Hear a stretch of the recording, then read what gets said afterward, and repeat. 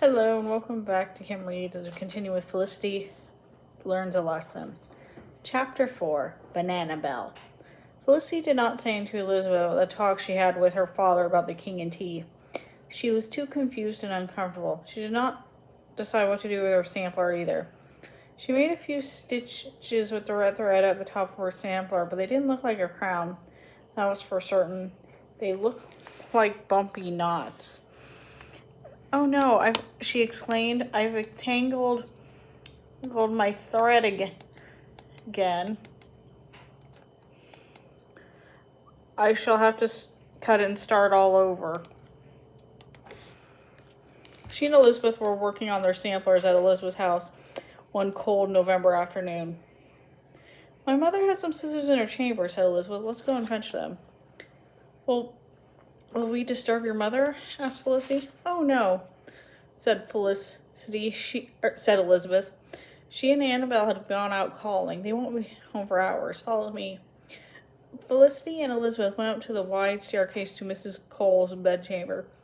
"She keeps the scissors in her sewing basket," said Elizabeth, "over here next to her wigs." "I've never seen so many wigs and curls outside the wig maker's shop," said Felicity. She looked at the 5 carved wooden heads lined up in a row. "Do you think I might try a wig on?" she asked boldly. "Well, I suppose so," said Elizabeth.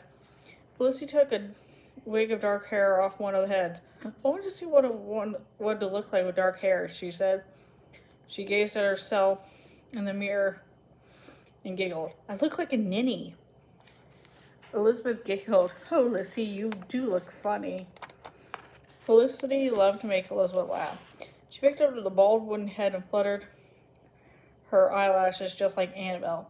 "Oh, my darling Ben," she said in a high voice. "It is I, your beautiful Banana Bell. You have stolen my heart away." "Banana Bell," Elizabeth laughed. "You sound just like her."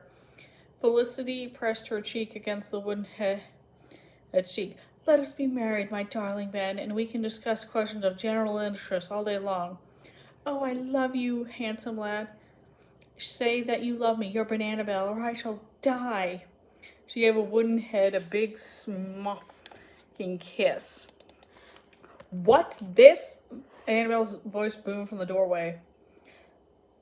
Felicity pulled the wig off and rolled around. Elizabeth went white. Annabelle crossed her arms. "Very amusing," she said in a mean voice. "This is what you and your rude little shopkeeper friend do, Bitsy." Okay, I know Annabelle was just being Annabelle, but Felicity hasn't done anything rude. Elizabeth did not say anything. She looked down at her shoes. Felicity spoke up. "Oh, Annabelle, it was only a bit of fun." "Fun?" snorted Annabelle. "You have no manners. I shall tell Mom what you've done. We shall see if we think it's fun. I wouldn't be surprised if she tells Bitsy never to speak to you again." Felicity was not afraid of Annabelle. "If you tell your mother," she said quickly, "I'll tell Ben you are sweet on him." "Oh," sputtered Annabelle. "Oh," she glared at Felicity. You uncivilized brat." She stormed from the room. Elizabeth looked at Felicity. Her blue eyes were troubled. "Why did you say that to her? Now she'll be angry." Felicity shrugged. "She's nothing but a bully. I don't care if she is angry. She doesn't scare me. She shouldn't scare you." "But I'm not like you, Felicity," said Elizabeth. "I'm not brave. Annabelle can be mean sometimes."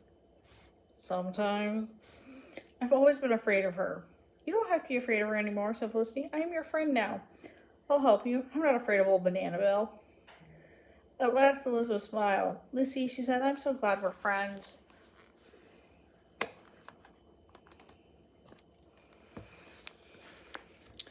"Me too," said Felicity, "but I'd best go along now. Will you walk with me?"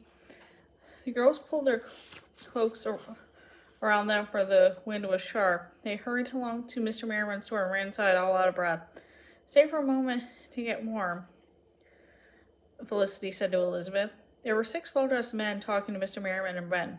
One of them was holding a paper that had a long list of names on it. No one noticed the girls as they slipped into a corner by the fireplace and warmed their heads. Felicity looked up in surprise when she saw her father speaking. He sounded very stern, though his voice was steady. Yes, I signed the agreement, said Mr. Merriman. More than 400 merchants around here have signed it too. We have decided not to sell tea anymore. It is our way of showing the king we think the tax on tea is wrong. That is disloyal, shouted one man. It is wrong for colonists to go against the king. You know it is wrong, Merriman. Elizabeth and Felicity sat in a barrel. They were very quiet. Gentlemen, said Mr. Merriman firmly, do not tell me what to do in my store. I will do what my heart and reason tell me is right. And what of those hotheads in Yorktown? Do you think they were right to toss tea into the river, said another man. They threw the tea away to send a message to the king, said Mr. Merriman. They did what they thought was right. They were wrong to toss that tea, said the man angrily, and you are wrong to stop selling tea. Aye, said another man, you are making a grave mistake. You'll get no more of my money, Merriman. None of us will shop here ever again. We won't give our rights to anyone who isn't loyal to the king. We'll be gentlemen. No, called out several of the men. The store shook with their shouts. Felicity turned to look at Elizabeth, but Elizabeth was gone. Mr. Merriman's voice was sad. You gentlemen are my neighbors and my friends, he said, as the men left. I hope we could disagree politely without fighting. Fighting does no good. Felicity stayed in the corner until the men were gone and the store was quiet. Her father and Ben were standing silently. Felicity ran up to her father and hugged him. Father, she said. Mr. Merriman held her close. Did you hear that, my child? Aye, said Felicity. Elizabeth and I both did. And did it frighten you? Asked Mr. Merriman. A little, said Felicity. Who are those men of the town? Just some men of the town, said her father. I know most of them. Ben spoke up. They are loyalists. He said they are angry because some of us have joined together to protest against the king.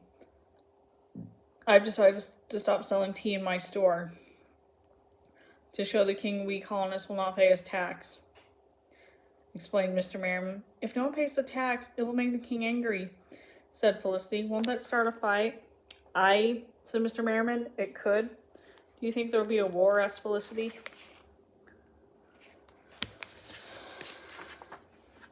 I don't know, said Mr. Merriman, shaking his head. But it may take a war to show the king he cannot treat the colonists this way anymore, exclaimed Ben.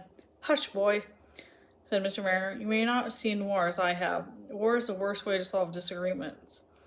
War is like a terrible illness. Everyone suffers. People die. Those who survive are weakened, and 'tis a long while before they are strength again. Ben was quiet. Felicity was quiet too, and then she said, Father, will we drink tea at home? No, said Mr. Merriman, there will be no tea at home. Then what shall I do at lessons? Asked Felicity. We drink tea there. And tea time is very important. What will Miss Manderley think if I refuse tea? She turned to her father with a sad, confused face. And that's the end of that chapter. See you later.